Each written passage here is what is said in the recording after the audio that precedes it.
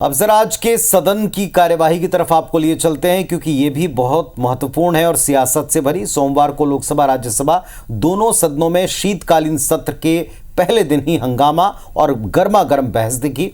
प्रधानमंत्री मोदी विपक्ष पर कार्यवाही न चलने देने को लेकर जमकर गरजे हैं, तो विपक्ष ने अडानी के मुद्दे पर सरकार को घेरने का पुरजोर प्रयास किया है। बिल्कुल, लेकिन संसद के दोनों सदन हंगामे की भेंट चढ़ गए, ये सबसे बड़ी बात। और दोनों सदनों की कार्रवाई बुधवार 11 बजे तक के लिए इसके बाद निरस्त करनी पड़ी। प्रधानमंत्री नरेंद्र मोदी ने अपने संबोधन में विपक्ष को स्पष्ट संदेश दे दिया कि मॉनसून सत्र जैसा हंगामाई माहौल इस बार वो नहीं चलने दिया जाएगा।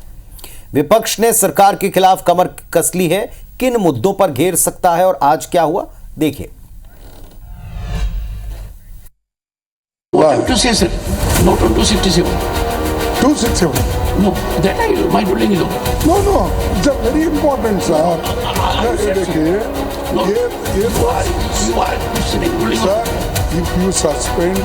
संसद के दोनों सदनों के शीतकालीन सत्र की शुरुआत सोमवार से हो चुकी है।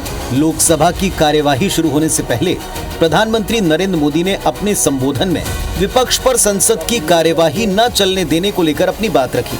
उन्होंने राहुल गांधी पर तंज कसते हुए कहा कि 80 से 90 बार जनता से नकारे जाने वाले संसद में चर्चा नहीं होने देते। वहीं विपक्ष पर लोकतंत्र का सम्मान न करने के आरोप भी लगाए। 80, 90 बार जनता ने जिनको लगातार नकार दिया है, वे न संसद में चर्चा होने देते हैं, न लोकतंत्र की भावना का सम्मान करते हैं। संसद को भी मुट्ठी भर लोगों के हुड़दंगबाजी से कंट्रोल करने का लगातार प्रयास कर रहे हैं। लेकिन सबसे ज्यादा पीड़ा की बात यह है कि जो नए सांसद होते हैं उनके अधिकारों को कुछ लोग दबोच देते हैं। संविधान सदन में सब मिलकर के इस संविधान के 75वें वर्ष की उसके उत्सव की मिलकर के शुरुआत करेंगे। लोकसभा के साथ राज्यसभा की कार्यवाही के दौरान भी पहले ही दिन हंगामा हुआ। विपक्ष ने अडानी के मुद्दे पर चर्चा करने और जेपीसी जांच के लिए नोटिस दिया, जिस पर राज्यसभा सभापति जगदीप धनखड़ ने नोटिस को खारिज किया। इस दौरान सभापति जगदीप धनखड़ और राज्यसभा में नेता विपक्ष मल्लिकार्जुन खड़गे के बीच हॉट टॉक हुई।